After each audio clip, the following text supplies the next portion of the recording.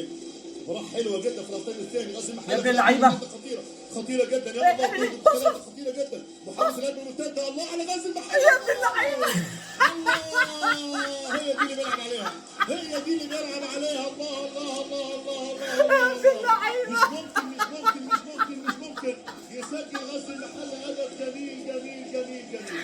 مش ممكن يتألق نادي يا ابن اللعيبة. روعة جميلة جميلة. تحرك محمود صلاح. يا ابن اللعيبة. هدف جميل يضرب على عبد العال نادي الزمالك عن طريق احد البدلاء محمود صلاح.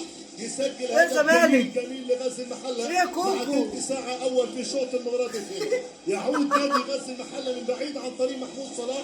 أحد الأوراق الهجومية اللي دفع بيها المدرب على عبد العال. شوف الهجمة. تمركز دفاعي كارثي بالنسبة لدفاعات نادي الزمالك. راسية على طول. يا ابن اللعيبة يا فاجر. مين اللي عمل اسيست جامد؟ نادي غزل المحله شوف 3-2 لكن برغم ذلك ده لعيب. يا جاحد. يا جاحد. دافع في ظهره بشكل جميل. يا جاحد. يا ابن اللعيبة يا فاجر. يعود